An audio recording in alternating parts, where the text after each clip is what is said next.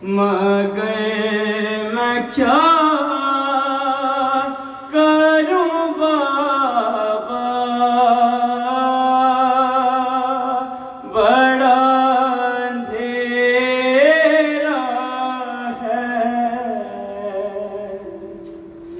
पुकारी रो के सकीना, बड़ा अंधेरा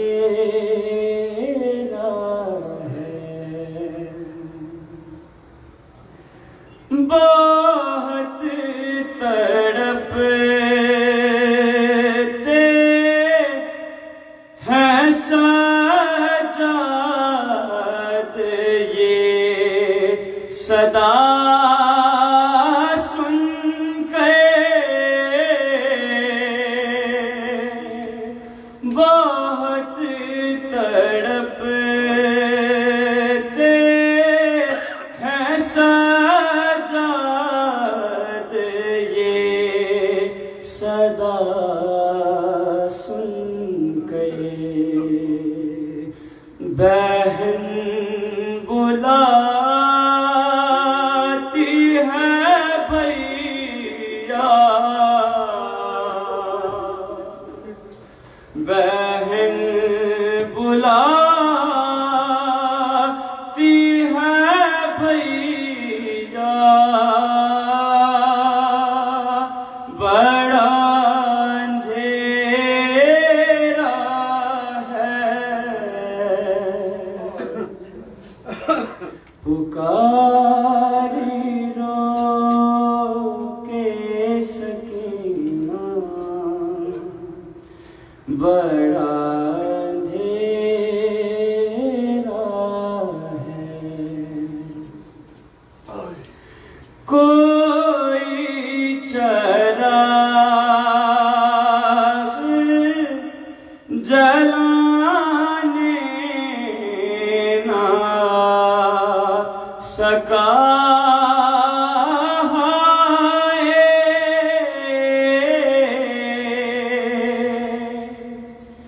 कोई चिराग जलाने ना सका हाय। पुकारती रही दुखिया, पुकारती रही दुखिया, बड़ा अंधेरा है। पुकारी रो के सकीना, बड़ा अंधेरा है। पर मोहम्मद वाले मोहम्मद सल्लल्लाहु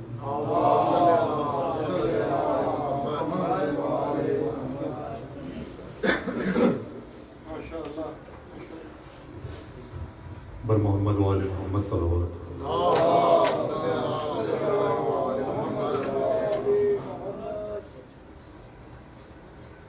तुम्हारी बेटी की दुनिया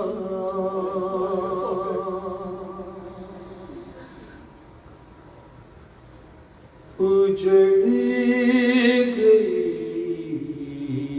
बाबा,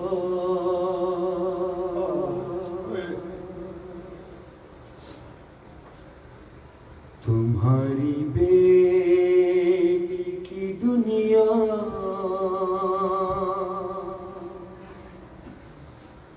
उजड़ गई बाबा।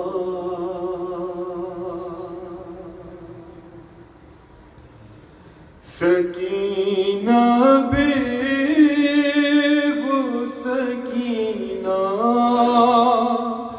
नहीं रही बाबा।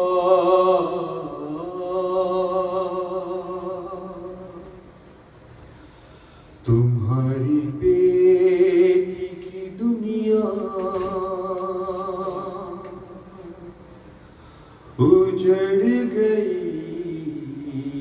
बाबा।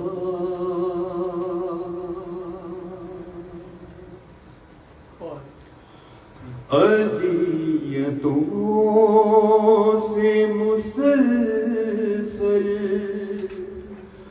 गुज़ारते ही रहे, तमाचे मुझको जवाबन वो मारते ही रहे। मैं कातिलों से रिदा मांगती रही बाबा। तुम्हारी बेटी की दुनिया उजड़ गई बाबा।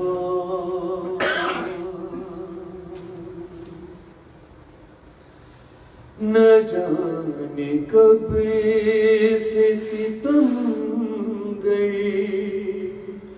थे मुंतज़िर मेरे, हर एक मोड़ पे पत्थर थे मुंतज़िर मेरे। भूपी के साथ सकीना जहाँ गई बाबा। तुम्हारी बेटी की दुनिया उजड़ गई बाबा।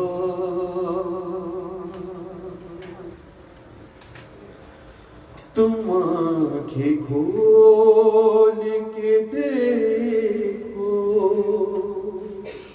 तो एक बार इधर, निशा गले पे रसन का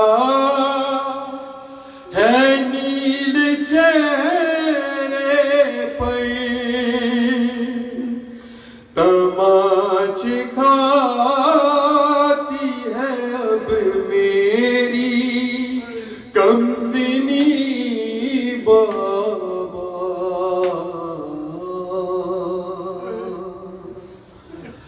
तुम्हारी बेटी की दुनिया उजड़ गई बाबा।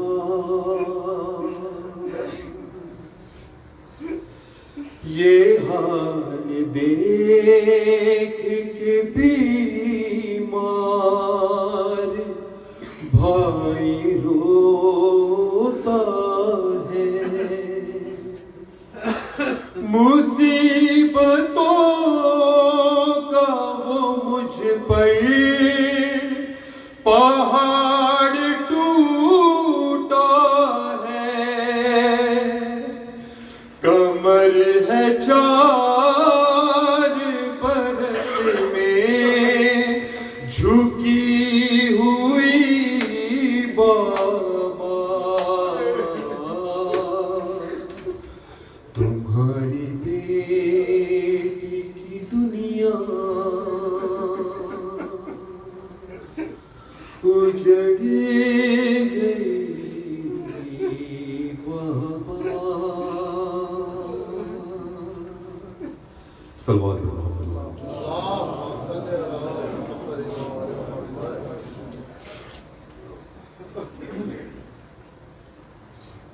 सलवात मोहम्मद व आले मोहम्मद।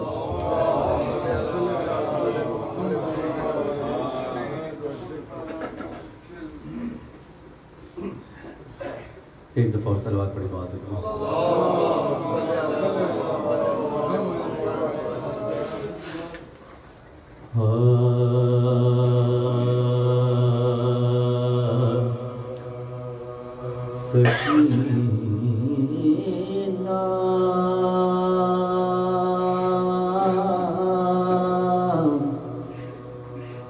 कैद हो कर शाम के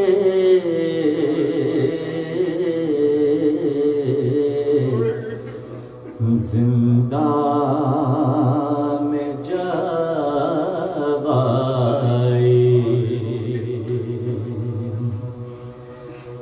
वो बच्चे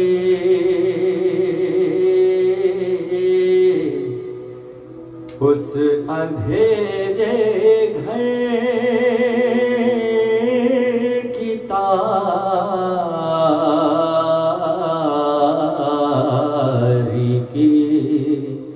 से घबराए मुक़द्दर ने अजब आफत की पहली रात दिखलाई ज़मीं तो फर्श भी साया फिगन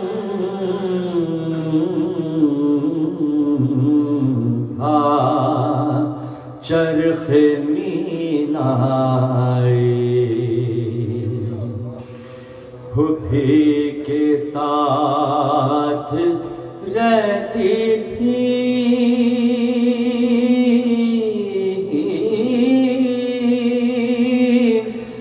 नमा के पास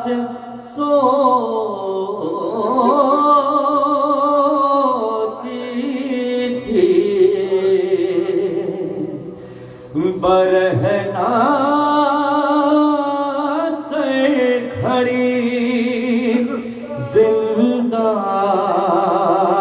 के दरवाजे पर रोती थी सकीना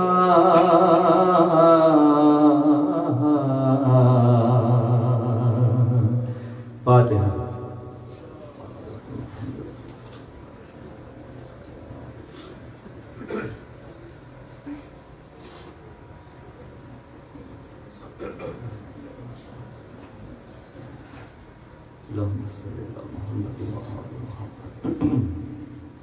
एक बार और सलावत पढ़ दीजिए बात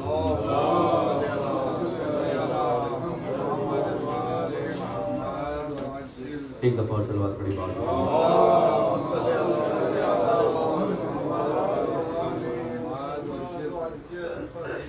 मुझे हुक्म हुआ है कि मौला अब्बास या जनाब सकीना सलामुल्लाह अलैहा के हवाले से कुछ पेश करना है, तो एक मरसी से बंद पेश कर रहा हूँ। ये रिवायत है, जब नेज़ों के सर कूफे की जाने पर रवा थे तो उस वक्त का वाक़या समात फरमाइए। एक बार सलावत पढ़ दीजिए बात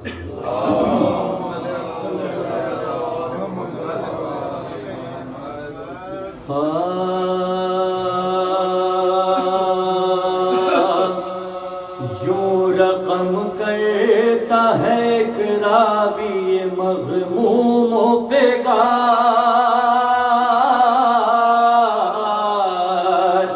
यूं रकम करता है कराबी मग़मूम फिगार। पहुँचा जब काफ़िला कूफे में बहाल नादा, अरे देखता क्या है कि सर कुछ तो है नेज़ों पे सवार। एक सर घोड़े की गर्दन में बंधा है नाचार, एक सर घोड़े की गर्दन में बंधा है नाचार।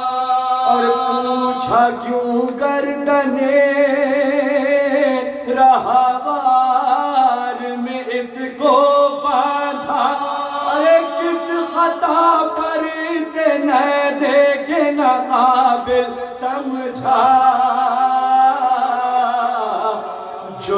था कौन सा जुल्फों को जो इसकी बांधा, सुन के सर पीट लिया और ये आबिद ने कहा, अरे क्या सुनाऊं तुझे अहवाल में गम का मारा। यूं तो मशहूर है ये चांद बनी हाशिम का, यूं तो मशहूर है ये चांद बनी हाशिम का। अरे भाई कहते थे शहंशाह मदीना इनको, आज सब कहते हैं सखाए सकीना इनको। अरे आज सब कहते हैं सखाए सकीना इनको। शिमर ने जब के चढ़ाया था इन्हें नेज़े पर, सबने देखा कि फिरी चार तरफ उनकी नजर। अरे थर थराने लगा खुर्शीद सिफत नेज़े पर, गिर पड़ा कांप के फिर सर ये ज़मीन के ऊपर।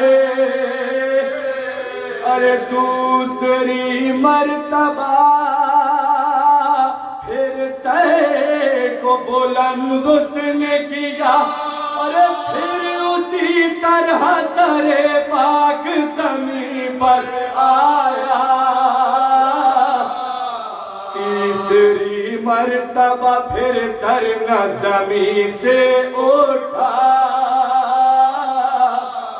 आया घबराया हुआ पास मेरे और ये कहा, अरे क्या सबब है जो न सर नेज़े के ऊपर ठहरा।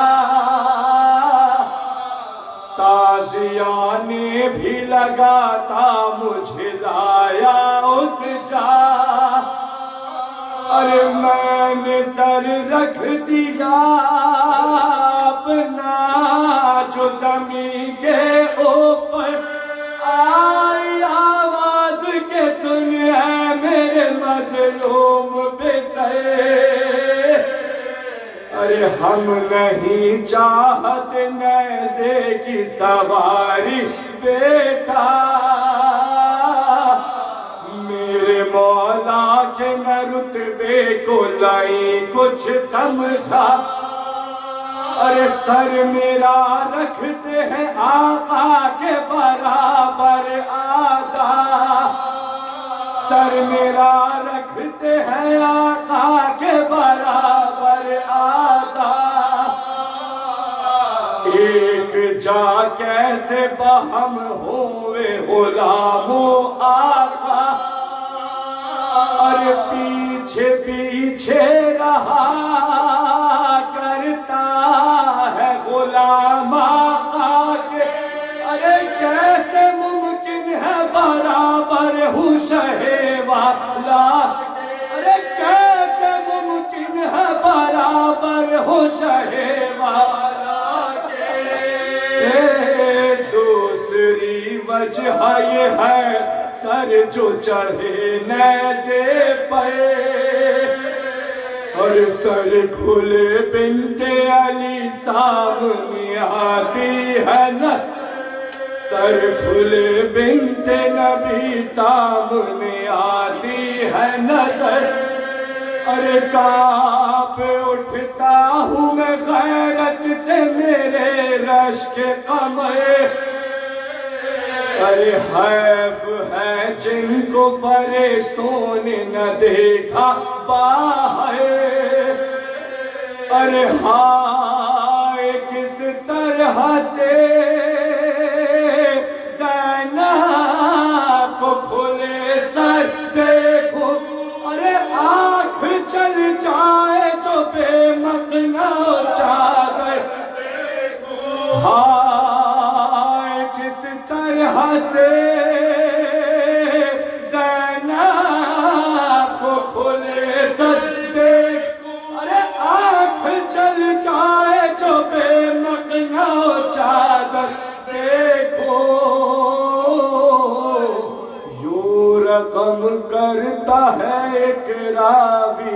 मज़मूम figure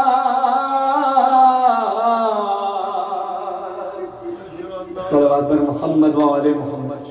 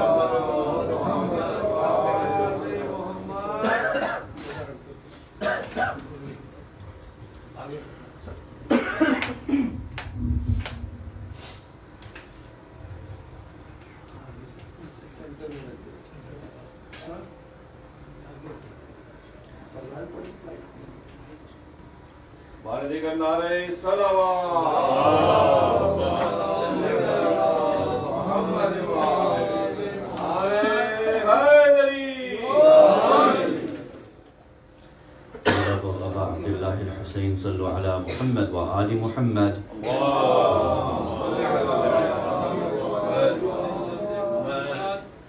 أعوذ بالله من الشيطان الرجيم بسم الله الرحمن الرحيم الحمد لله رب العالمين الحمد لله الذي هدانا لهذا وما كنا لنهتدي لولا أن هدانا الله والصلاة والسلام على أشرف الأنبياء والمرسلين خاتم النبيين سيدنا الممجد بشير المصدق المصطفى الأمجد محمود الأحمد أبي القاسم محمد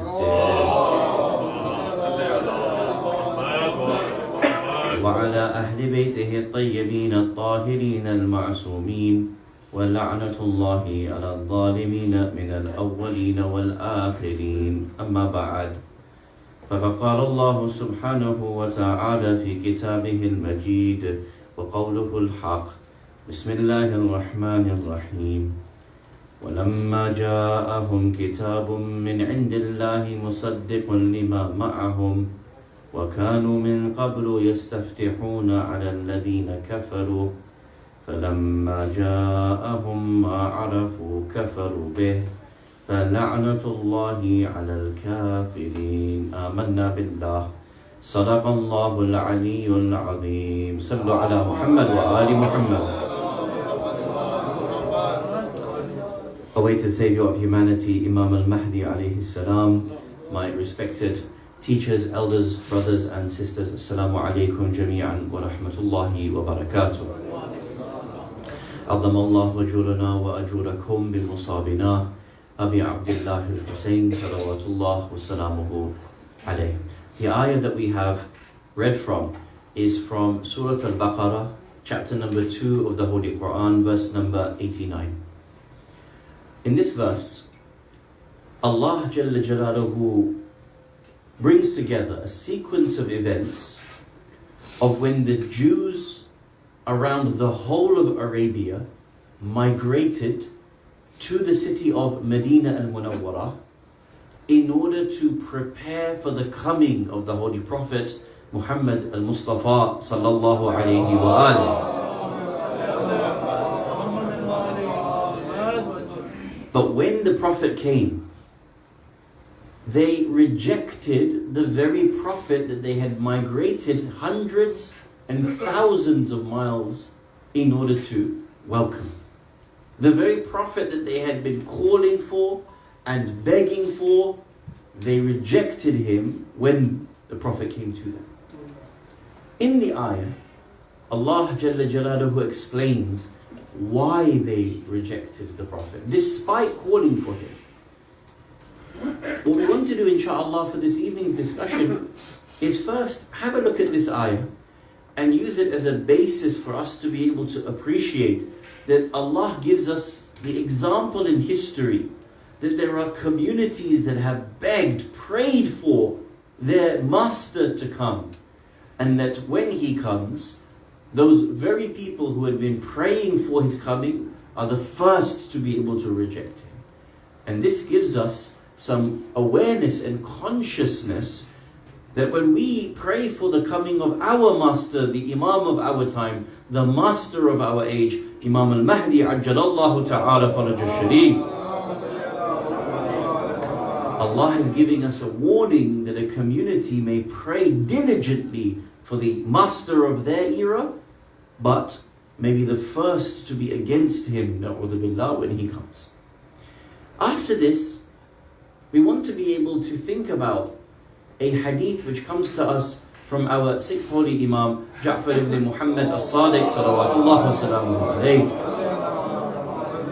where he explains how we prepare for the coming of the Imam of our time, and how we can prepare better for his coming, inshallah, so that we don't become like those Jews of Medina that called the master of their era and then failed to prepare for his coming. Let us have a read of this ayah. If you have your phones with your Qur'ans, the apps, please open your Qur'ans and read the ayah so you can study the verse with me. It is Surah Al-Baqarah, verse number 89, and we can actually have a reflection of this ayah together, inshallah. The verse says the following. Bismillahir Rahmanir Rahim. وَلَمَّا جَاءَهُمْ كِتَابٌ مِّنْ عِنْدِ اللَّهِ مُصَدِّقٌ لِمَا مَعَهُمْ. When they came to them, who is them? The Jews of Medina. When they came to them, the Jews of Medina, a book from Allah verifying that which they already had with them. So what book did the Jews have? Which book? The Torah.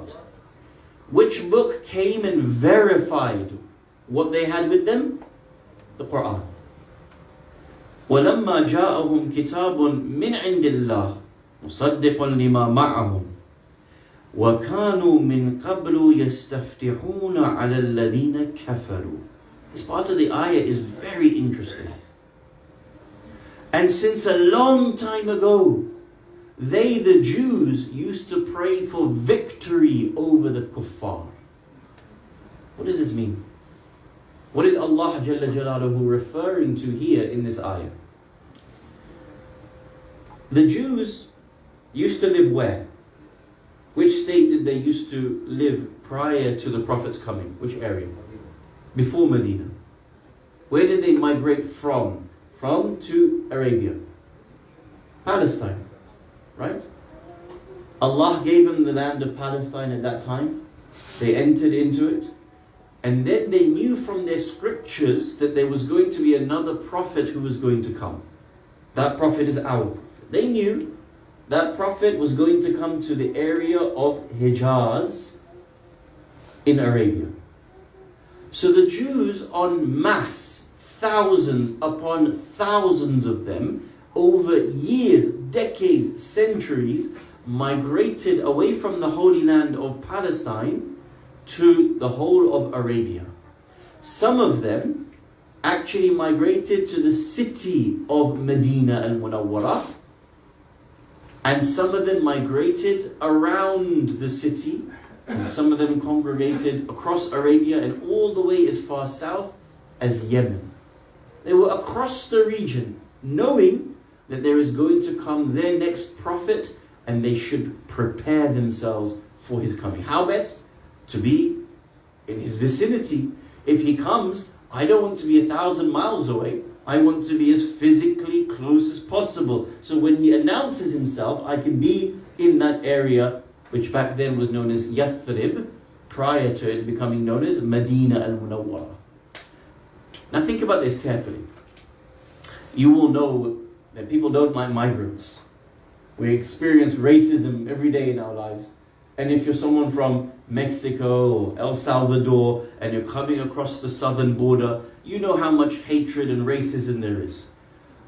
The same way, when the Jews of Palestine migrated to the whole of Hijaz, to the whole of Arabia, the polytheists hated the Jews because they had migrated and come to their region where they were living. The polytheists believe in idols.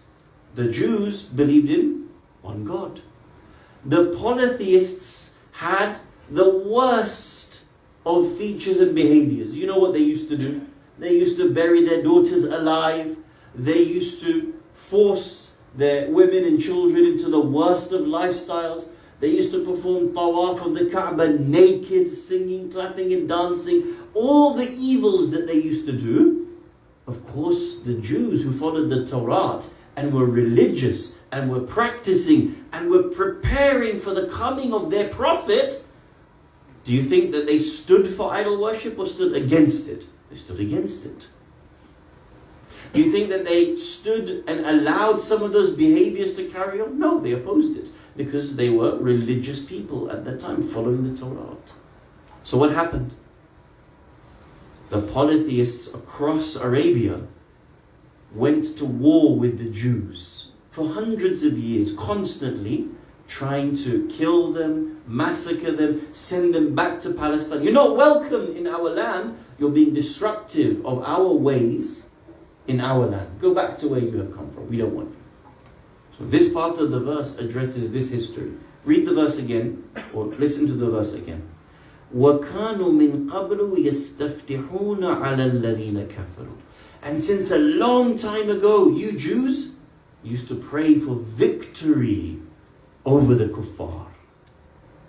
Of course, if the polytheists, the idol worshippers, were going to war, the Jews would pray to Allah for victory, wouldn't they?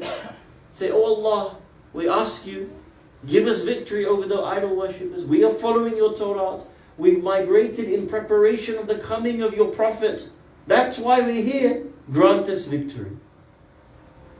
Our sixth Imam, Ja'far as-Sadiq salawatullah wa salamuhu alayhi, has tafsir of this ayah, or this part of the ayah. And he says that they used to even call upon Allah with the wasila of the Prophet by his name. That's how much they used to know the name of the Prophet. They would say, oh Allah, bihaqqi Muhammad, grant us victory over the kuffar. We have migrated hundreds of miles. We've left our families, our businesses, our homes. We've made our life here for you. Now you're going to allow us to be destroyed by the kuffar? No. We ask you, by whom? By whom? By the Prophet Muhammad sallallahu alaihi wasallam, to grant us victory over the polytheists.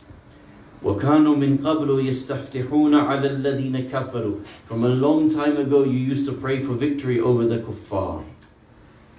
فَلَمَّا جَاءَهُمْ مَا عَرَفُوا. When the Prophet came with what they recognized, what they knew was the truth, what they were expecting, كَفَرُوا بِهِ. They rejected him. فَلَعْنَةُ اللَّهِ عَلَى الْكَافِرِينَ. And Allah's la'ana is upon the kuffar.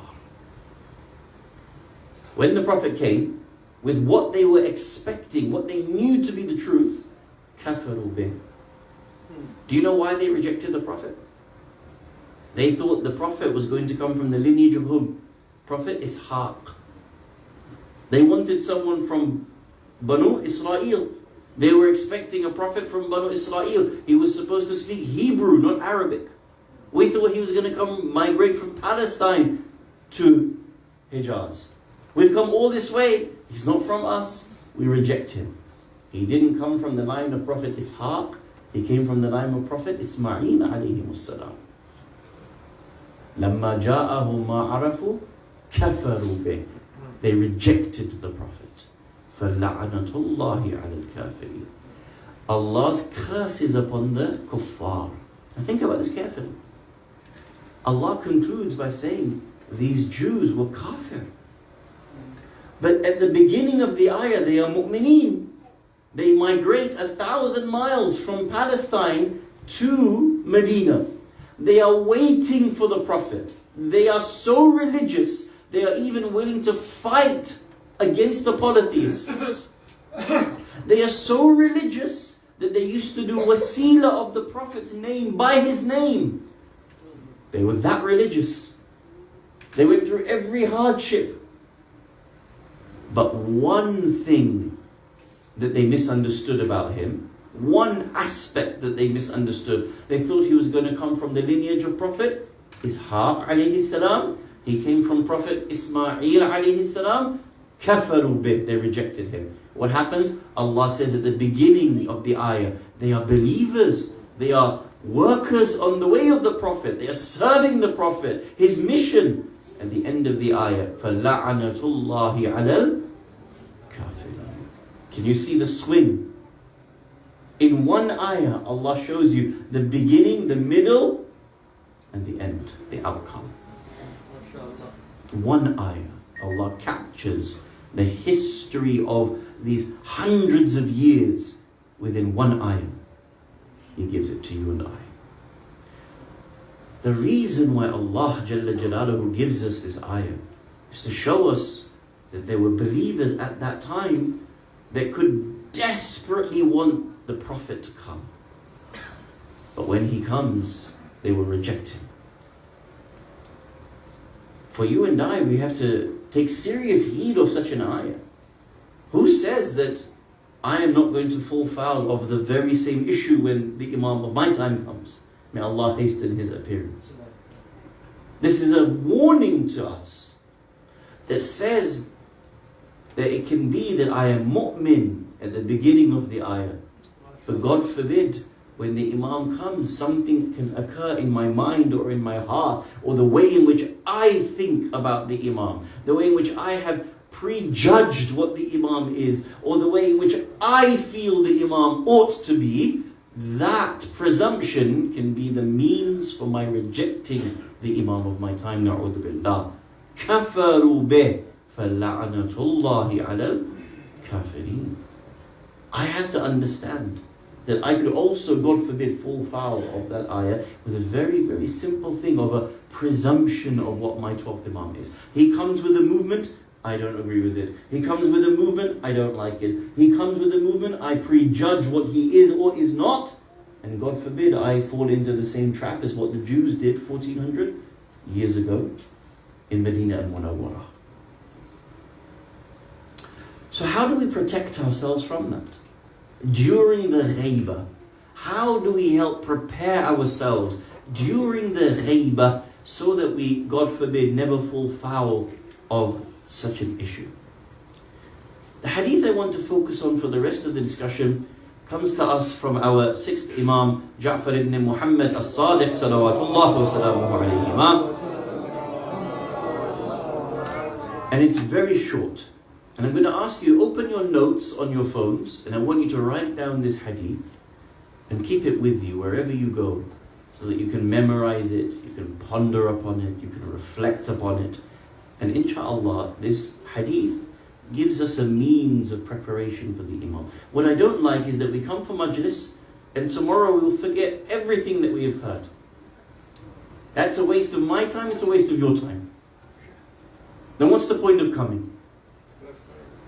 We write down what we've listened to, we keep it with us, we open it again, we read it again, we reflect on it again, we digest it, we think, we move forward, inshallah.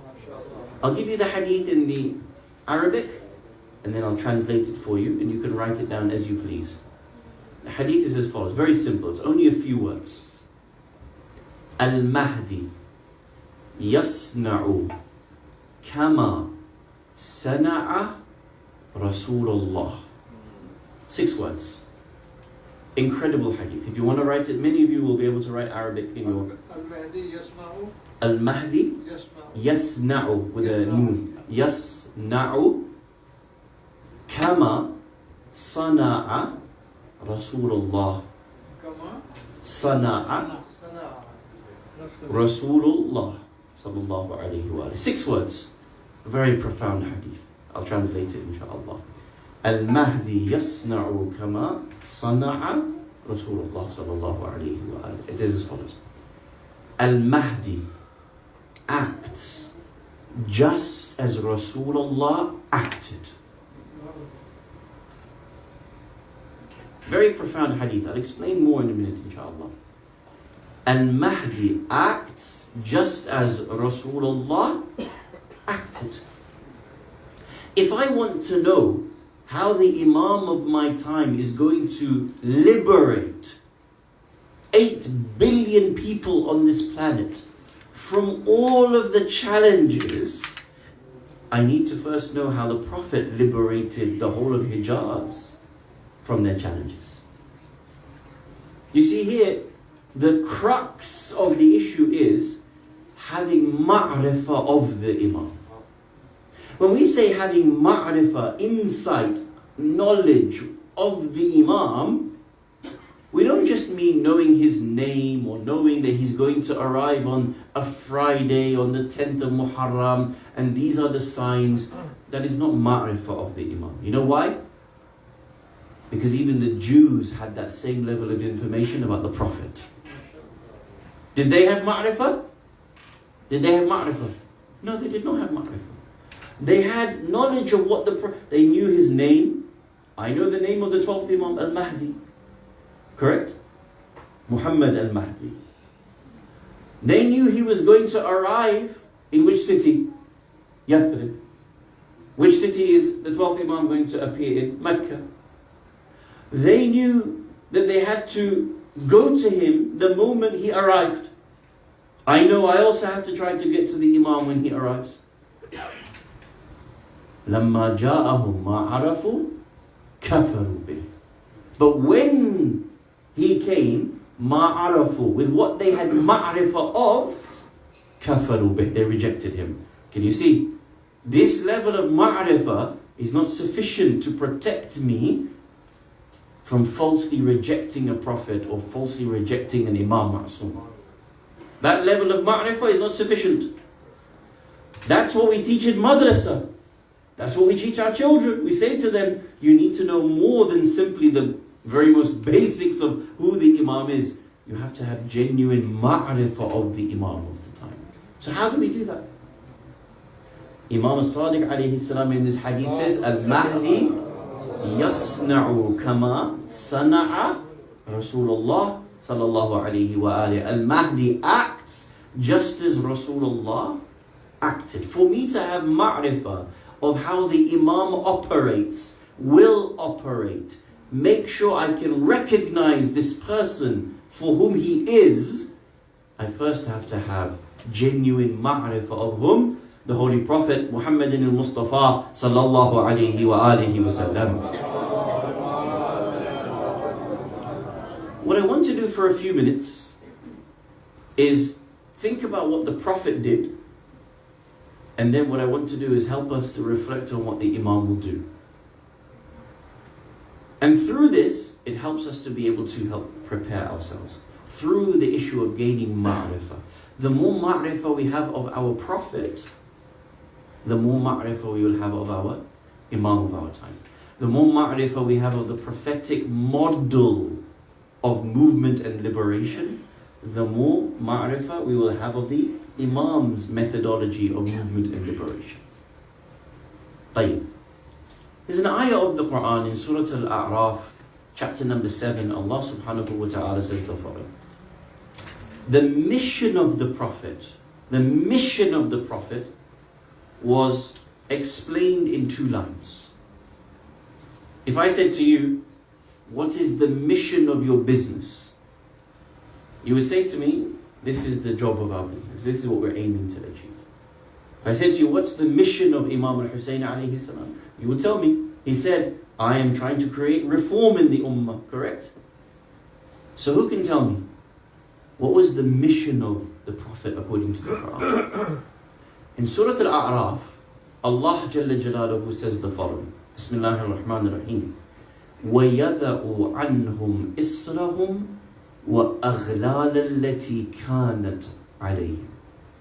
The Prophet had to lift the burdens off the shoulders of people and break the shackles that held them back. Very simple. This is not me saying it, this is whom? Allah Jalla Jalaluhu explaining the mission statement of the Prophet. وَيَذَعُ عَنْهُمْ إِسْرَهُمْ وَأَغْلَالَ الَّتِي كَانَتْ عَلَيْهِمْ. He had to lift the burdens off the shoulders of people and break the shackles that were holding people back. Now think about it. You know the extent of the ways in which they were living in the ages of Jahiliyyah. What were they doing? They used to bury their children alive. The ayah of the Quran says that when a father received news, good news, glad tidings of a daughter being born, his face turned dark with rage. And he would take his daughter, newborn daughter, and dig the grave. One famous narration in the history books of Islam says that there was a young girl. He didn't know that this was his daughter. Actually, he went away for a long time on business. When he came back, he was told that his daughter had died. He was told that his own daughter had died. But there was a girl that was next door neighbor. And she grew up years and years. And this man loved this girl, this next door neighbor girl, and played with her daily. Played with her, enjoyed time, laughed, joked, all the games that they could do. His wife decided to break the news. He said, let me tell you something. When you went away for all those months, I did give birth to a daughter. But knowing that you hated to have a girl, I gave her to the next door neighbors to raise. All this time, the girl that you have been playing with, enjoying, loving, is actually your daughter. But now I see your bond and relationship with her, I feel confident I can tell you. Do you know what the books of history say? He takes the girl, forces her into the desert, and tells her to start digging. She thinks this is a game. She's thinking this ammu, this uncle from next door is playing a game with me. She's digging, until he throws her into that pit and starts to put the sand on top of her. Until the last thing that is seen of her is her hand grasping outside the grave that is crushing her and asphyxiating her. That's what they used to do. Think about this question very carefully. It's the fundamental question I want you to think about in the context of ma'rifah of the Prophet. How did the Prophet get them to stop this behavior? It's a very specific question. How? Did the Prophet sprinkle fairy dust on them? Did the Prophet do magic? Did the Prophet sit there and say, look into my eyes, I'm going to hypnotize you, stop burying your daughters alive? No. He had to genuinely change them from the inside. That they recognized that this 100-year-old behavior, 1,000-year-old behavior was morally corrupt. That a girl has as much value as a boy. That Allah will give the rizq to a girl the same way He will give it to a boy. He had to change them from within. This is Jahiliyyah. This is what the Prophet had to deal with. They used to bury their daughters alive. They used to, this is a hadith from the Imam alayhi salam, they used to have gambling debts, the Quraysh, the Arabs, they used to have gambling debts. And instead of paying off their own gambling debts, they would force their own female family members into slavery and prostitution to pay off those gambling debts. That's what the men did. It's not my words, that's a hadith from your sixth Imam. This is what the men were like. At that time, they used to perform tawaf of the Kaaba naked. This is an ayah of the Quran. Allah says, your worship around the Kaaba is nothing more than clapping and dancing. Do you know why? Do you know why they used to perform tawaf naked? The Quraysh used to have a rule that when you came for Umrah or Hajj, you had to buy the ihram from us, the Quraysh. And if you did not buy it from us, we would force you into tawaf naked. Now think about this very carefully. You will understand basic economics. When one person or one group has a monopolization on something, they can put the cost of it as high as they want. Correct? So now they put the cost of the ihram so high, and many people could not afford that ihram. So they were forced into doing tawaf. Na'udhu billah, naked.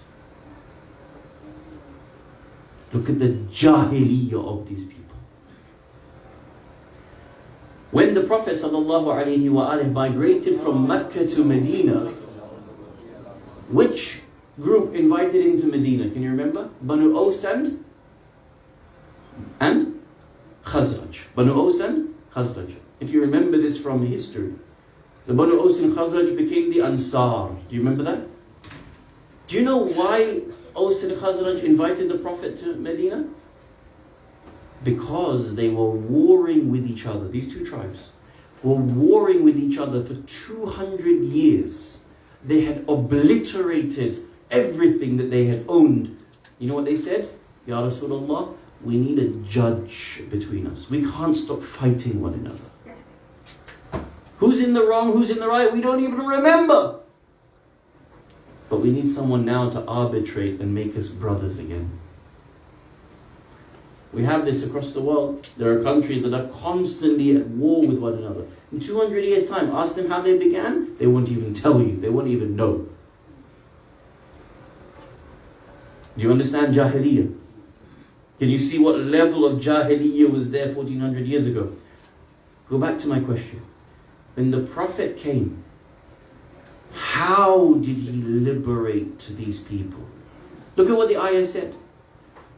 وَيَذَأُ عَنْهُمْ إِسْرَهُ وَأَغْلَالَ الَّتِي كَانَتْ عَلَيْهِمْ. He has to lift the burdens off their shoulders, the way in which they're living, and break the shackles that are holding them back. That's the mission of the Prophet. Now if you think deeply about how the Prophet did that movement, how he got them to stop burying their daughters alive, how he got them to stop warring with one another constantly, how he managed to make peace between tribes that hated one another, how he managed to stop them from worshipping idols made of sticks and stones and worship Allah Jalla Jalaluhu. If you can think about this deeply, you will actually understand that the 12th Imam is going to have exactly the same issues at hand. Al-Mahdi yasna'u kama sana'a Rasulullah. Al-Mahdi acts just as Rasulullah acted. So how did Rasulullah did it? I asked the question again, did he sprinkle fairy dust on them? Are you sure? Sure? My young brother says he's sure. Did he hypnotize them and say, look into my eyes, you need to stop going to war with your fellow tribesmen? No. What did he do? It's a good question, isn't it? He had to actually change the way in which they were living. He had to challenge the elites of the Quraysh and say that you don't get to stop people from believing in the oneness of Allah subhanahu wa ta'ala.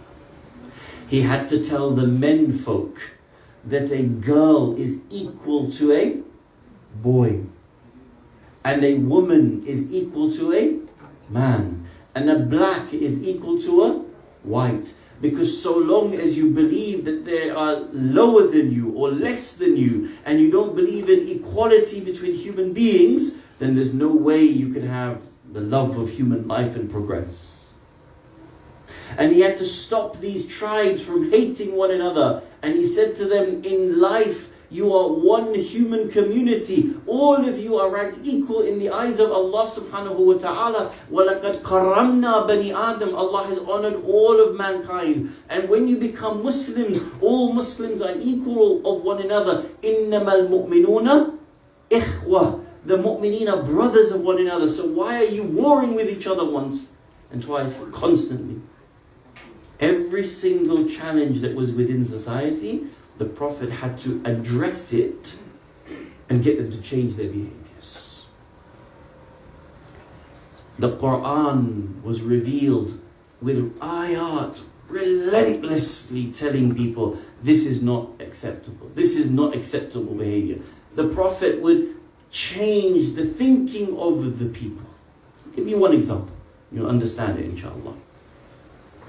If they used to bury their children alive, their daughters, and they used to force their own female family members into, na'udhu billah, slavery to pay off their own gambling debts. And they used to have that when a husband died, the son used to inherit his own mother as property. And if a woman spoke and said her opinion, she was liable to be put to death and there was no rights for her. All of these challenges were in society of one issue. The Prophet came and changed it with relentless behavior, intervening on the backwardsness that was present within their communities. Think about this very carefully. Look at the way the Prophet changed the behavior of these people. By his speech, by his action, by his akhlaq, by his wisdom, by the interventions of the Quran. Ayah after ayah was revealed, stopping this behavior. Allah subhanahu wa ta'ala revealed an ayah saying, بِأَيِّ ذَنْبٍ قُتِلَتْ. On the day of judgment, the one who has been buried alive will have the right to ask you, for what reason was I killed? In the Quran, Allah revealed a series of verses. لا تقتلوا أولادكم خشية الإملاق نحن نرزقكم وإياهم. Do not kill your children out of a fear of poverty. We gave you risk, we will give them risk as well. Look at the logic.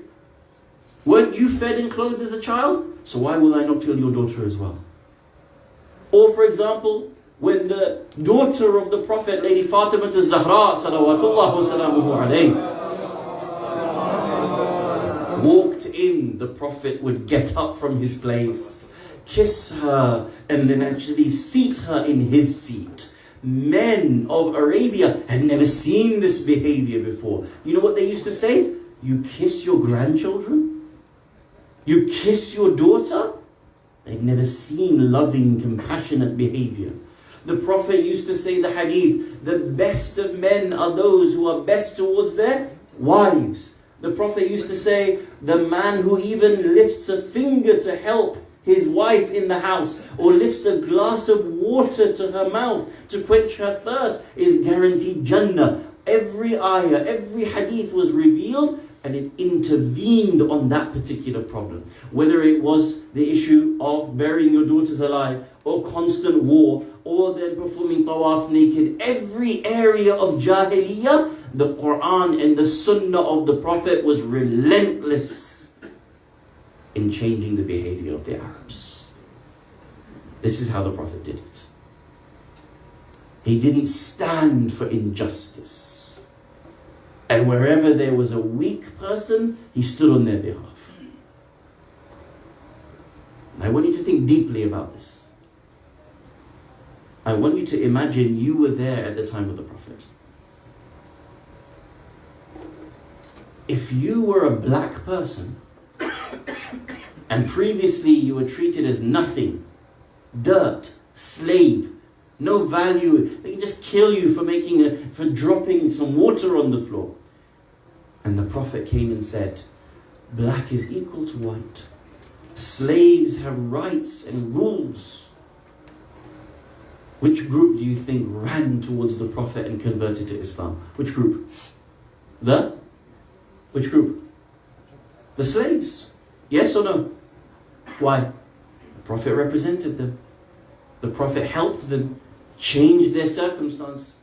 If you were a slave and you had no rights yesterday, and today the Prophet is preaching rights for you, and then he says, come join me in my religion and faith, which faith would you run to? Which one? Islam.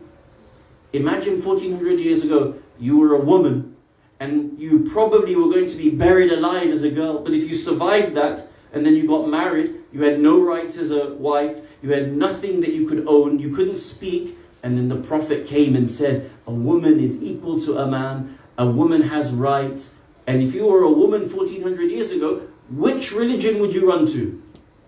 Islam. Do you understand? The Prophet made the religion of Islam a religion that fought on behalf of people. It secured their commitment and their faith because every part of society felt Islam was sticking up for you. Islam was serving you. Islam cared for you. Islam was willing to fight on your behalf. If you were a poor person and you were constantly being ripped off, if you were a foreigner and you came to Mecca to perform your Umrah and the Quraysh were forcing you to buy a piece of clothing that you couldn't afford and the Prophet was intervening on your right, which religion would you find attractive? Islam. If you were an orphan and your wealth was constantly being usurped by your new parents, the ones that adopted you, and the Prophet said your orphan wealth is for you to be able to look after, who do you think would turn to Islam? Orphans. Every section of society was being protected by Islam, being served by Islam, and at the Prophet being at the helm of that movement, the whole of Arabia came towards Islam and slowly but surely changed from the backwardsness that they were to being amongst the elite of humanity under the example of the Holy Prophet Muhammad sallallahu alayhi wa alihi.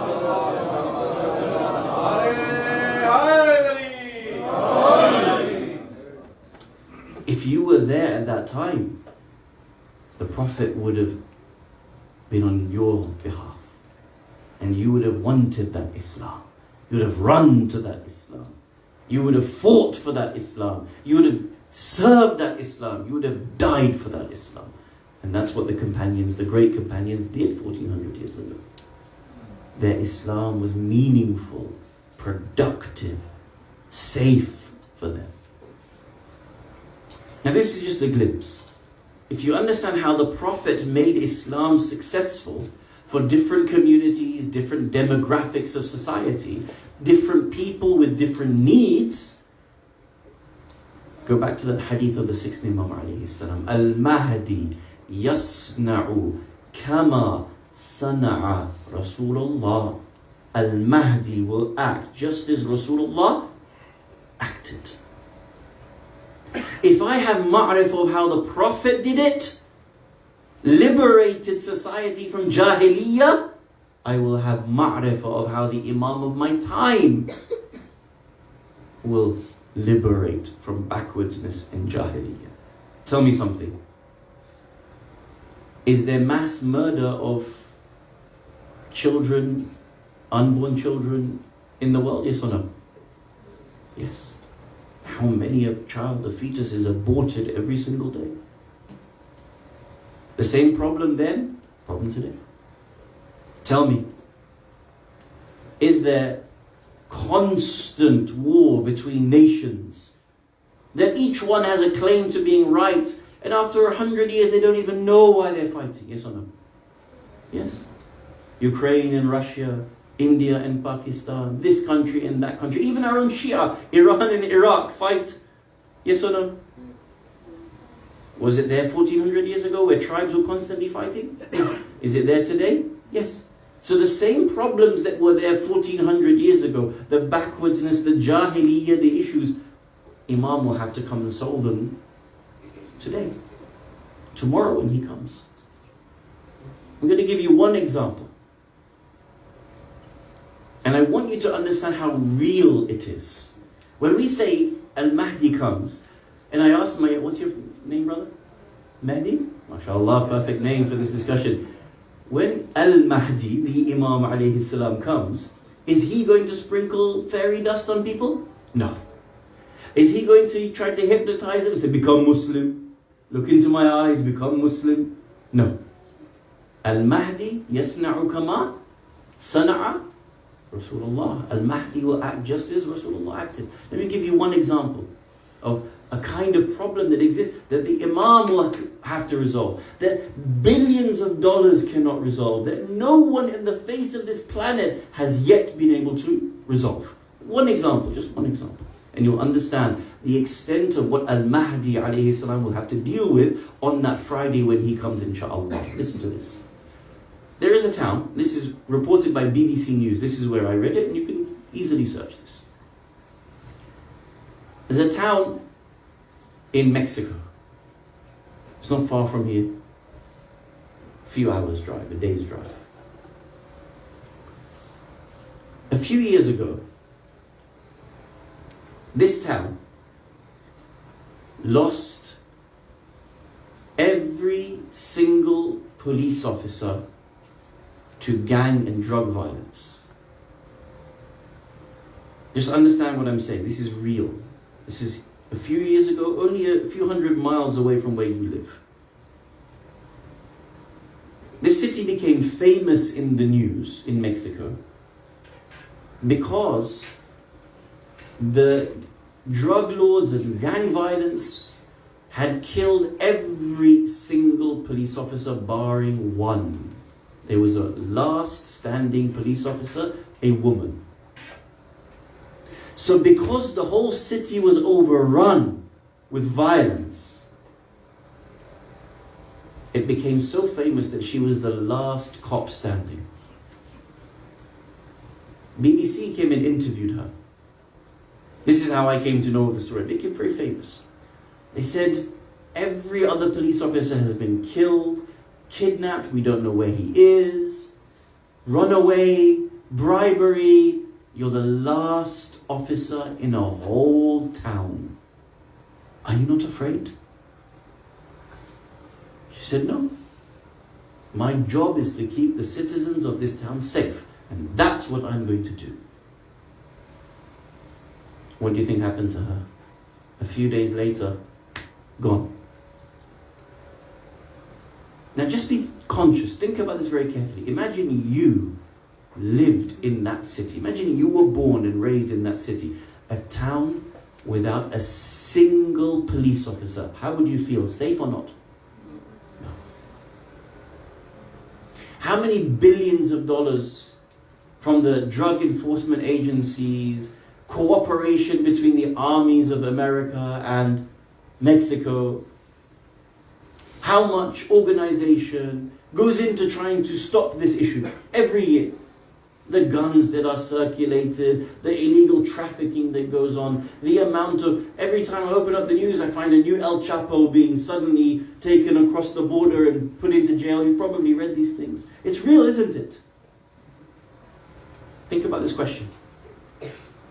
When the Imam comes and he has to resolve the problems of the world, the injustices, the oppression, the jahiliyyah of 2024,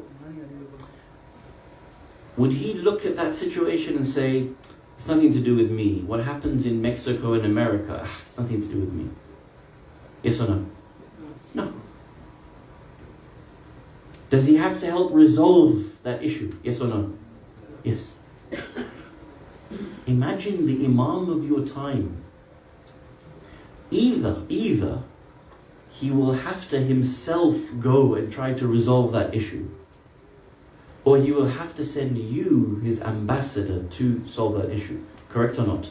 It's only one of those two issues. What does that tell you? The Prophet had to resolve the same issues 1400 years ago.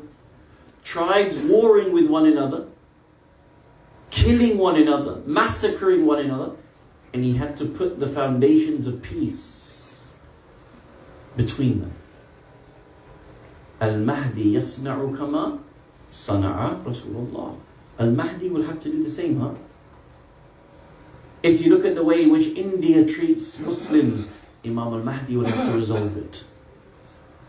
If you imagine the way China treats the Uyghur Muslims, Imam al-Mahdi will have to resolve it. Does China seem like a force that's just going to roll over? If there is drug lords and gangs in Mexico, Imam al-Mahdi will have to be able to resolve it. In the Amazon rainforest, burning it every single day, destroying the lungs of the planet, Imam al-Mahdi will have to deal with it. The melting of the ice caps, Imam al-Mahdi will have to deal with it. The London Stock Exchange and Nasdaq, Imam al-Mahdi will have to deal with it. The colonization of Mars, Imam al-Mahdi will have to have a resolution for it. Everything that occurs within this world, Imam is not blind to it. He will have the responsibility of being able to resolve those issues in the way in which is the law of Allah subhanahu wa ta'ala. The same way the Prophet had to do it, al-Mahdi will have to do it. But God forbid, I only think of the 12th Imam in the way in which I have envisioned his role, I will be no different than the Jew that rejected the Prophet. Because when the 12th Imam comes, I will only see the 12th Imam in the way in which I want the 12th Imam to be. Imagine I went to the Prophet 1400 years ago and I said, that's not the right way to deal with things. I don't want you to try to implement this law. This is against me. It doesn't work for me. It's upending my situation. It's making it difficult for me. What would have happened? Kafaru bih. I would have rejected him. You see, me and you, we are one individual. We are the sum total of the knowledge of our own lives. Imagine now I try to make the Prophet follow my way. I will make the Prophet as limited as I am. I will say, Ya Rasulullah, no, don't do it this way, do it this way. I will have only a little bit of knowledge and I'll try to make the Prophet do things my way. I'll make the Prophet of Allah as limited as I am. The Jews did the same. They said, oh Muhammad, we don't want you to come from Banu Ismail. We want you to come from Banu Ishaq.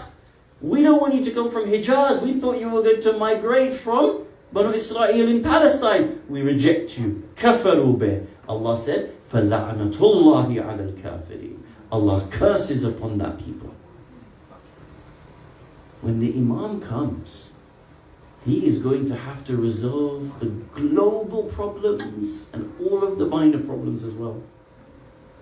The only way I can have ma'rifah of the way the 12th Imam works is to have ma'rifah of how the Prophet worked.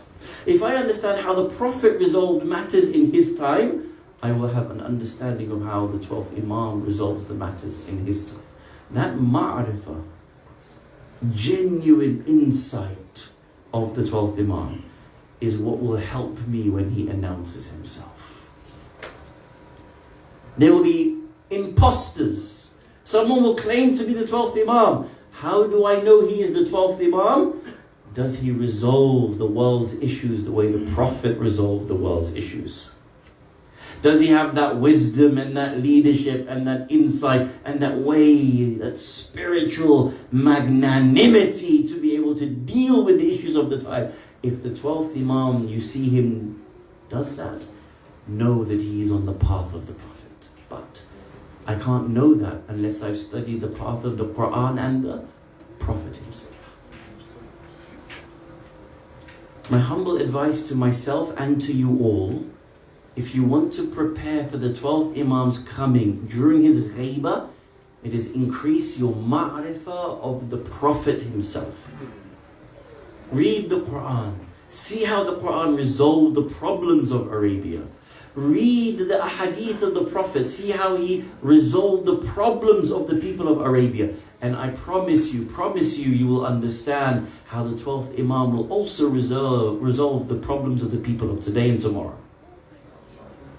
And without that ma'rifah, I am liable, potential, God forbid, to fall into the same traps of the Jews with their lack of insight of the Prophet as well. Open the Quran and read it. Open the biography of the Prophet and read it. You'll say to me, Ja'far, give me a recommendation. What is the best book about the Prophet that I can read? I recommend to you one. And again, write this down in your phones, make a note of it, read it with your children, read it on your own, read it before you go to sleep. Think about the way the Prophet did things. There's an amazing biography of the Prophet called The Message. which is by His Eminence Ayatollah Ja'far Subhani. You can buy this book at all good Shia bookshops. You can download it on the internet. It is for free. All you have to do is type it into Google. The Message by Ayatollah Ja'far Subhani. Feed into your children the love of the Prophet, the ma'rifah of the Prophet.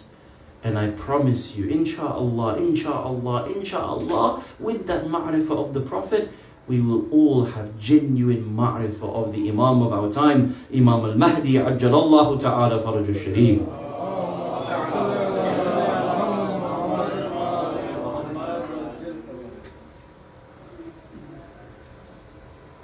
On the 10th of Muharram,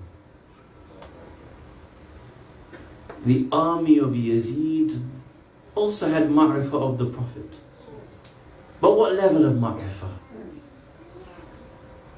They knew the Prophet.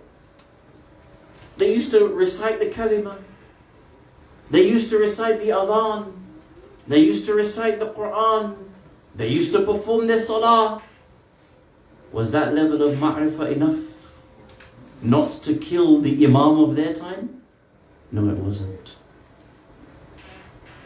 Even with that amount of ma'rifah, it was not sufficient.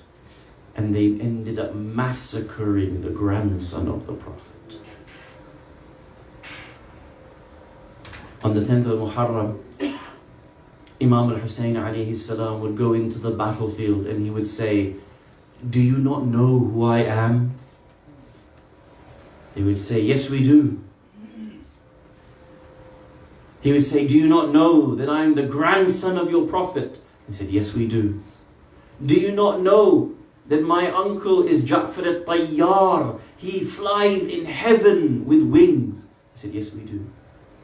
"Do you not know that my uncle is Hamza, Sayyid al-Shuhada, the Lion of Allah?" They said, "Yes, we do."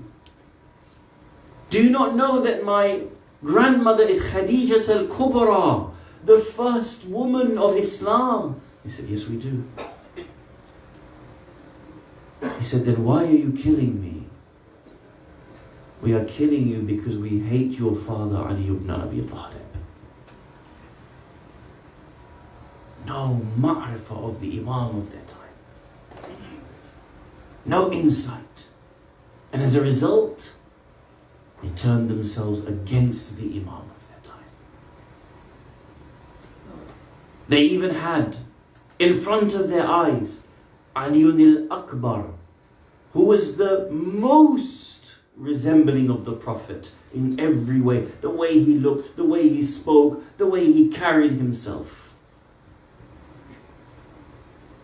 And they also had in front of them the one who most resembled Ali ibn Abi Talib in Abu Fadl al-Abbas.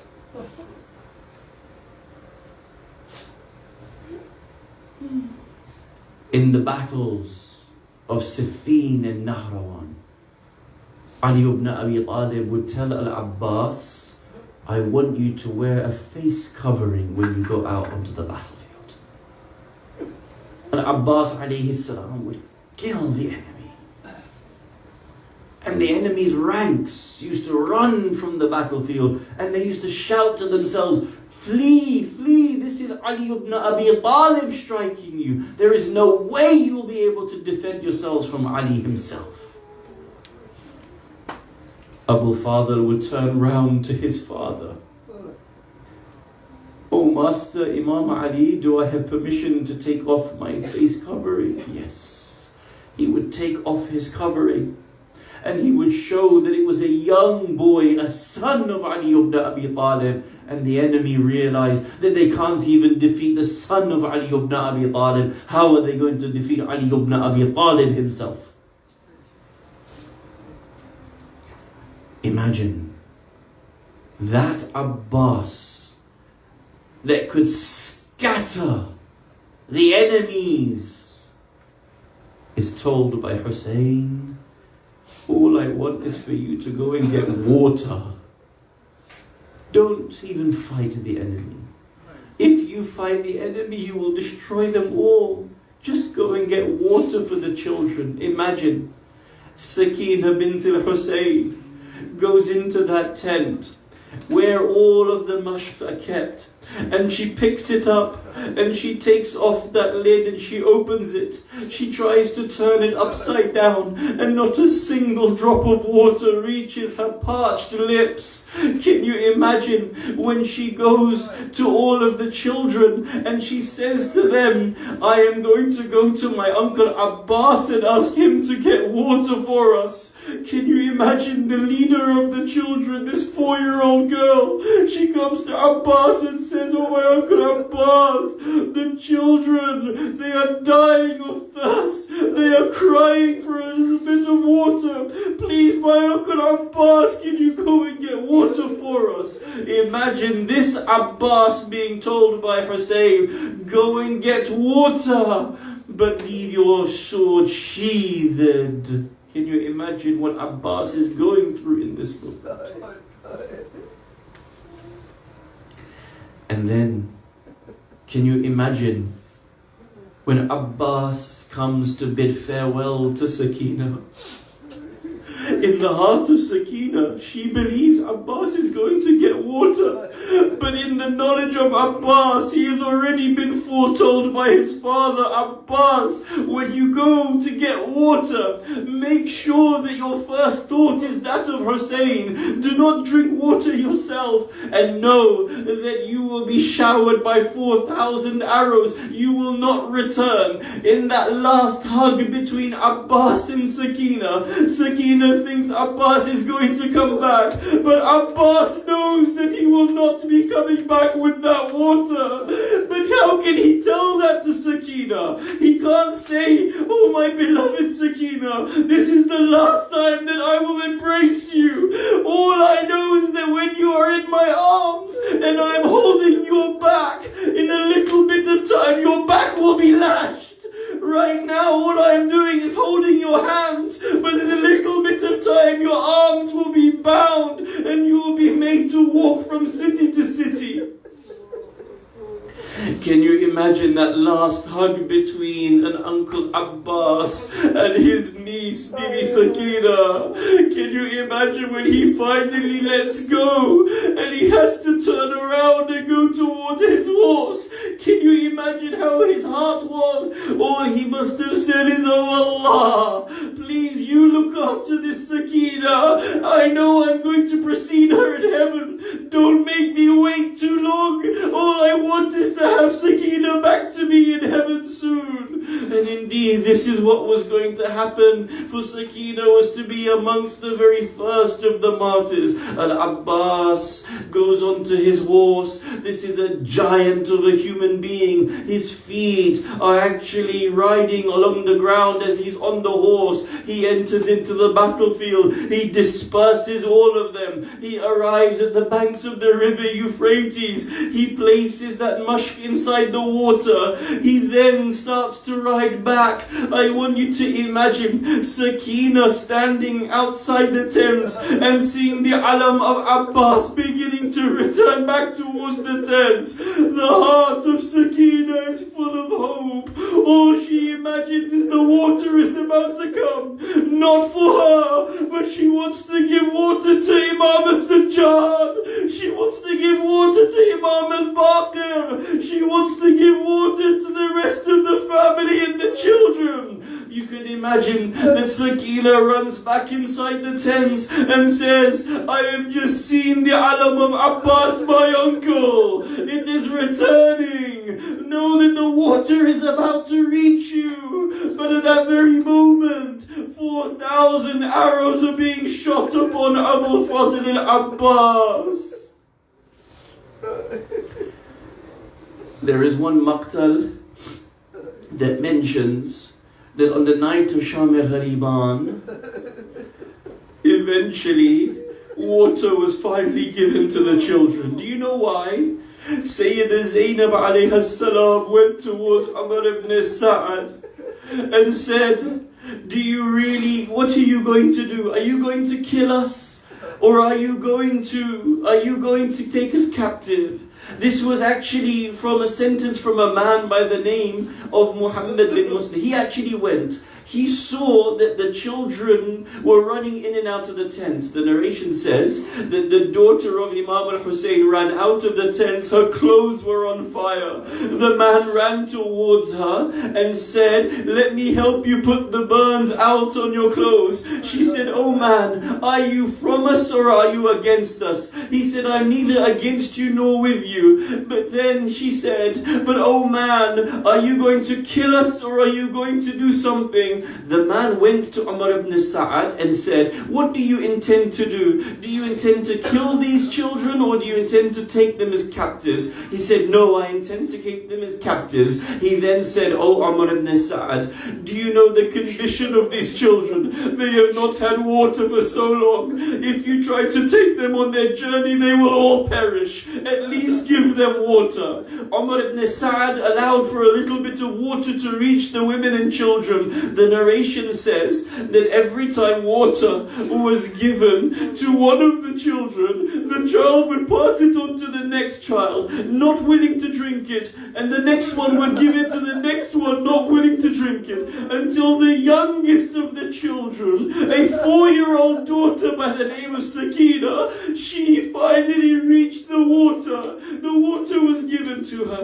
All of her other families rejected drinking water first. Do you know what she did? She took the water. All the family members were shocked. They said, "Why have you taken the water when the rest of us have not taken it?" Do you know what she said? She started to walk towards the battlefield. She called out, "Oh Father Hussein, you called out for water before you were killed. I am coming to give you that water that you had called for."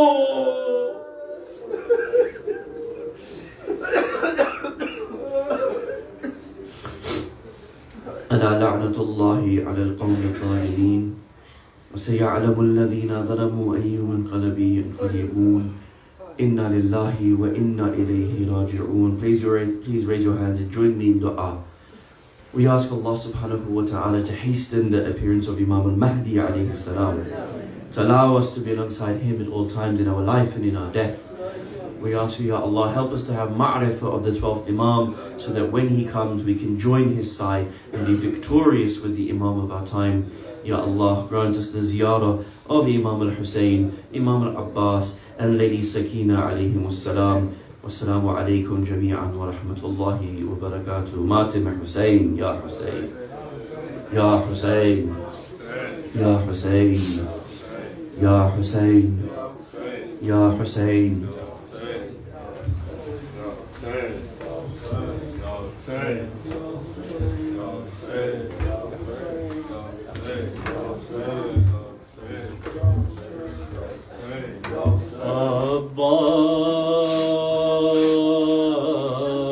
Abbas Asher Nayastane Hadar Abbas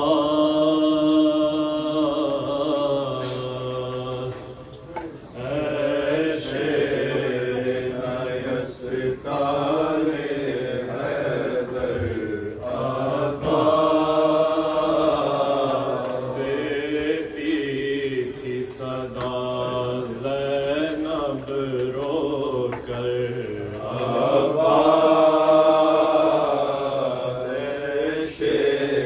Nayastane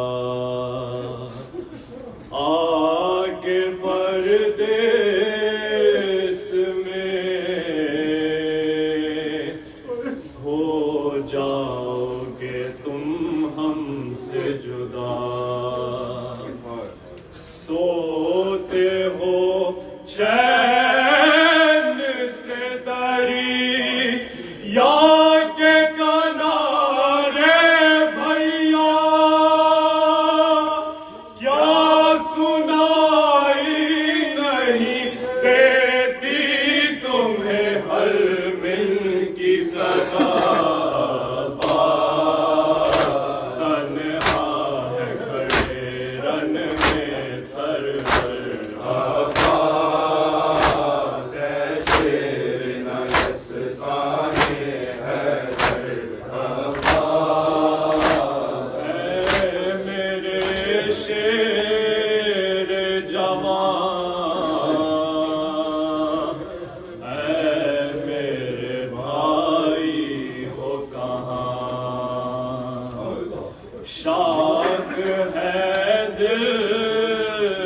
मेरे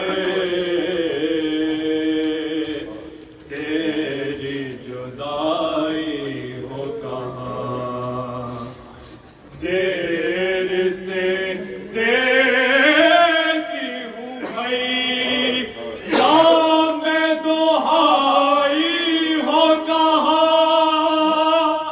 लुटती है फातिमा ज़हरा की कमाई हो कहाँ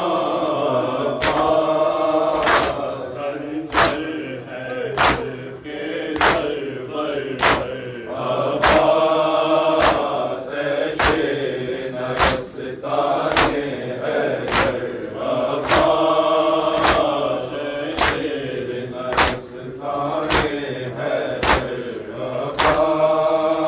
क्या इसी दिन के लिए साथ बहन थी आई आ गई नींद जो दरिया की तराई पाई फिर पलट गए हमें सूरत भी नहीं दिखलाई आ गया रह से अलम तुम नहीं आए भाई अब्बास फटता है मेरा सदमे से जिगर आवाज़ शेर नरस्ताने है आवाज़ शेर नरस्ताने है भाई को भूल गए ध्यान न बहनों का रहा याद आया न कोई पाई जो दरिया की हवा हाय किस देश से किया तुमने गवारा भैया हर तमाचे पे सकीना ने तुम्हें याद किया जो छीने गए कानों से गोर आवाज़ शेर नरस्ताने है आवाज़ शेर नरस्ताने है आवाज़ क़यामत का समा लूट है हर सिमत मची कोई पुरसा नहीं हालत है अजब बच्चों की ताज़िया है कोई खाता है तमाचे कोई आग दामन में है मासूम सकीना के लगी भैया उठो लो जल्द खबर आवाज़ शेर नरस्ताने है सकीना को याद आया वो सीना जिंदा में सकीना को याद आया वो सीना जिंदा में सकीना को याद आया वो सीना जिंदा में सकीना को याद आया वो सीना जिंदा में सकीना को याद आया वो सीना सकीना को याद आया वो सीना जिंदा में सकीना को याद आया वो सीना जिंदा में सकीना को याद आया वो सीना जिंदा में सकीना को याद आया वो सीना जिंदा में सकीना को याद आया वो सीना जिंदा में सकीना को याद आया वो सीना जिंदा में सकीना को याद आया वो सीना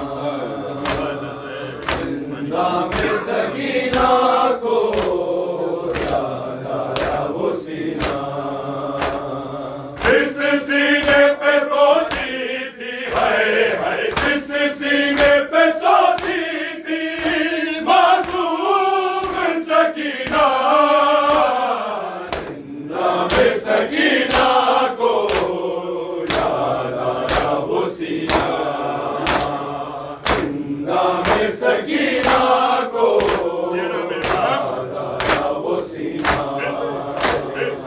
जिंदा में सकीना को याद आया वो सीना जिंदा में सकीना को याद आया वो सीना जिस सीने पे सोती थी हाय जिस सीने पे सोती थी मासूम सकीना जिंदा में सकीना को याद आया वो सीना जिंदा में सकीना को याद आया वो सीना जिंदा में सकीना को याद आया वो सीना जिंदा में सकीना को याद आया वो सीना तर तर से जरा साले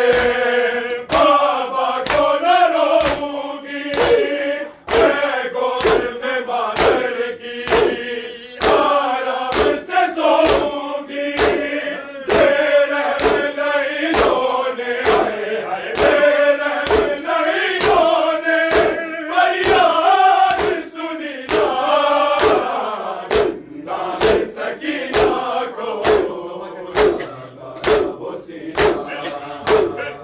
जिंदा में सकीना को याद आया वो सीना जिंदा में सकीना को याद आया वो सीना जिंदा में सकीना को याद आया वो सीना कर दर से जरा साले बाबा को न रोऊंगी मैं गोद में मादर की आराम से सोऊंगी तेरे नहीं होने हाय तेरे नहीं होने फरियाद सुनी ना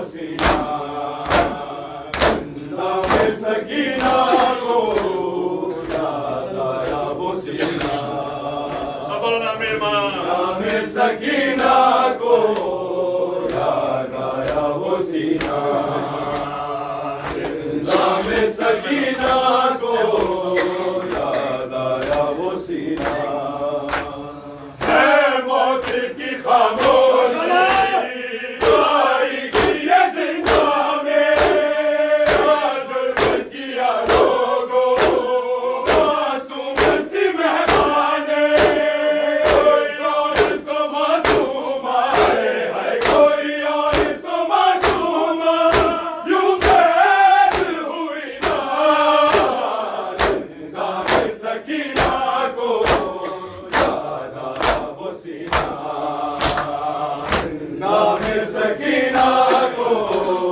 याद आया वो सीना जिंदा में सकीना को याद आया वो सीना जिस सीने पे सोती थी हाय हाय जिस सीने पे सोती थी मासूम सकीना जिंदा में सकीना को याद आया वो सीना जिंदा में सकीना को याद आया वो सीना हर वक्त चमकता घर पर थे मदीने में आबिद की मानंद था आबिद के सीने में गुम हो गया वो कैसे हाय हाय गुम हो गया वो कैसे जिंदा में नगीना जिंदा में सकीना को याद आया वो सीना जिंदा में सकीना को याद आया वो सीना जिंदा में सकीना को याद आया वो सीना जिंदा में सकीना को याद आया वो सीना हर वक्त चमकता था हर पल में मदीने में आबिद की मानंद था आबिद के सीने में गुम हो गया वो कैसे हाय हाय गुम हो गया वो कैसे जिंदा में नगीना जिंदा में सकीना को याद आया वो सीना जिंदा में सकीना को याद आया वो सीना जिंदा में सकीना को याद आया वो सीना जिंदा में सकीना को याद आया वो सीना जिंदा में सकीना को याद आया वो सीना है मौत की खामोशी तारीख ये जिंदा में जुर्म किया लोगों मासूम सी मेहमाने कोई और तो मासूमा है कोई और तो मासूमा यूं कैद हुई ना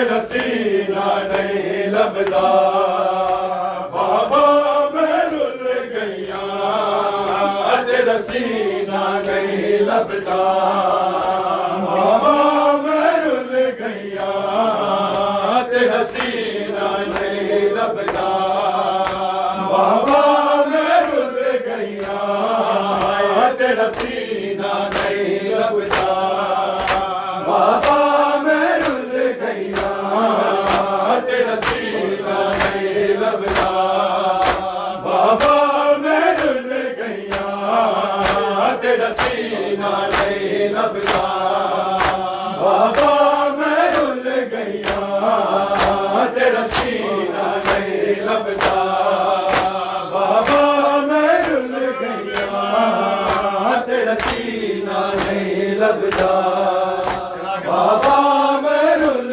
गईया तेरा सीना नहीं लभदा बाबा मैं रुल गईया अजलते हाय गुर मेरे अजलते हाय गुर मेरे ते कोरोना भूल गईया तेरा सीना नहीं लभदा बाबा मैं रुल गईया तेरा सीना नहीं लभदा बाबा मैं रुल गईया तेरा सीना नहीं लभदा बाबा मैं रुल गईया अजलते हाय गुर मेरे अजलते हाय गुर मेरे ते कोरोना भूल गईया तेरा सीना नहीं लभदा बाबा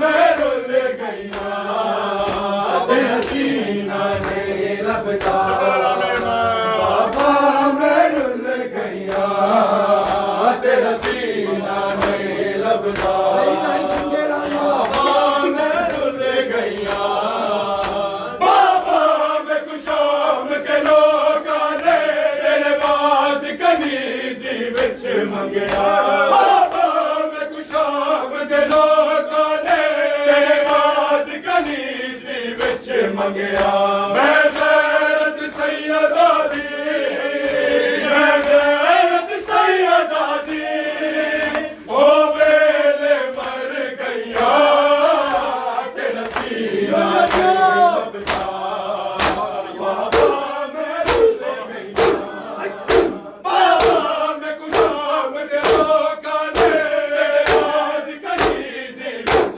मंगया बाबा मैं कुशाम के लोकां ने तेरे बाद कनीज़ी विच मंगया मैं गैरत सैयदा दी मैं गैरत सैयदा दी ओ वेले मर गईया तेरा सीना नहीं लभदा बाबा मैं रुल गईया तेरा सीना नहीं लभदा बाबा मैं रुल गईया तेरा सीना नहीं लभदा बाबा मैं रुल गईया तेरा सीना नहीं लभदा बाबा मैं रुल गईया अजलत हाय गुर मेरे अजलत हाय गुर मेरे ते कोरोना भूल गईया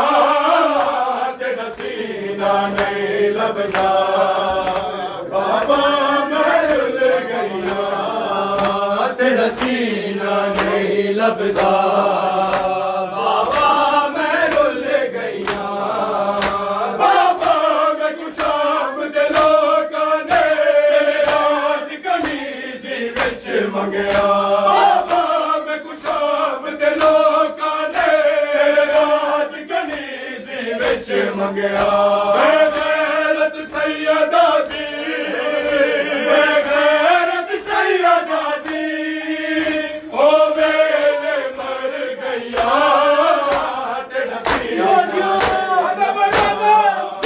बाबा मैं रुल गईया बाबा मैं कुशाम के लोकां ने तेरे बाद कनीज़ी विच मंगया बाबा मैं कुशाम के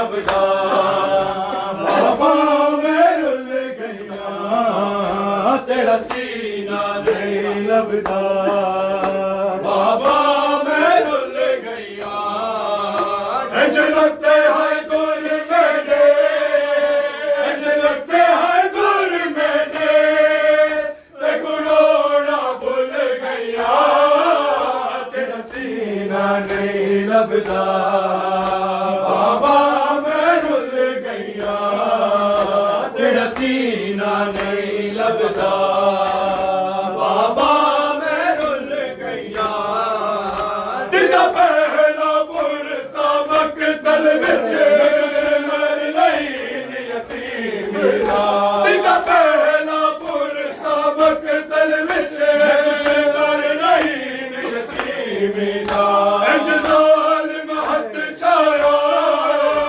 इंज ज़ालिम हथ छाया मैं खाक ते झड़ पईया तेरा सीना नहीं लभदा बाबा मैं रुल गईया तेरा पहला पुरसा मकतल विच दुश्मन नहीं यतीम दा तेरा पहला पुरसा मकतल विच दुश्मन नहीं यतीम दा इंज ज़ालिम हथ छाया इंज ज़ालिम हथ छाया मैं खाक ते झड़ पईया तेरा सीना नहीं लभदा बाबा मैं रुल गईया मरवान मोहम्मद अस्सलामु अलैका या अबा अब्दुल्लाह अस्सलामु अलैका या इब्न रसूलल्लाह अस्सलामु अलैका या खातमुन नबिय्यीन व या सय्यदल मुरसलीन जमीअन व रहमतुल्लाहि व बरकातुहु अस्सलामु अलैका व अला अबा अब्दुल्लाहिल हुसैन व अला औलादिल हुसैन व अला साबिल हुसैन अस्सलामु अलैका या असीर कूफा व शाम लअन अल्लाहु उम्मतन क़तलतकुम व लअन अल्लाहु उम्मतन ज़लमतकुम व लअन अल्लाहु उम्मतन समिअत बिज़ालिका फरज़ियतुन अस्सलामु अलैका या इब्न अली अल मुर्तज़ा अस्सलामु अलैका या इब्न फातिमतुज़ ज़हरा अस्सलामु अलैका या इब्न खदीजतल कुबरा अस्सलामु अलैका व अला अखीका अबुल फज़ल अल अब्बास इब्न अमीर अल मोमिनीन व क़ासिम इब्न अल हसन व मुस्लिम इब्न अक़ील व हानी इब्न उरवा व हबीब इब्न मज़ाहिर व रुहुर शहीद अर रियाई जमीअन व रहमतुल्लाहि व बरकातुहु आक़ाए गरीबा मौलाए बेकसा ज़ामिनान यतीमा बादशाह खुरासान अस्सलामु अलैका या मौला या गरीब अल गुरबा अस्सलामु अलैका या मुईन अज़-ज़ुअफ़ा'i वल फ़ुक़रा अस्सलामु अलैका या शम्स अश-शमूस व या अनीस अन-नफूस أيها المدفون بأرض الدوس السلطان يا ربي والعجم يا أبا الحسن يا علي بن موسى الرضا الراضي بالقدر والقمروه وجسمي لك الفداء جميعا ورحمة الله وبركاته السلام عليك يا مولاي يا صاحب العصر والزمان الأمان الأمان الأمان من فتنة الزمان من شر الشيطان السلام عليك يا مظهر الإيمان السلام عليك يا شريك القرآن السلام عليك يا قاطع البرهان سيدي عجل الله تعالى فرجك وسهل الله مخرجك وزهورك واجعلنا من أنصارك وعوانك ومحبين جميعا ورحمة الله وبركاته بسم الله الرحمن الرحيم اللهم كن وليك الحجة بن الحسن صلواتك عليه وعلى آبائه في هذه الساعة وفي كل ساعة وليا وحافظا وقائدا وناصرا ودليلا وعينا حتى تسكنه أرزك توعا وتمتعه فيها طويلا برحمتك يا أرحم الراحمين. محمد وآل محمد صلى الله عليه وسلم. نرى هذري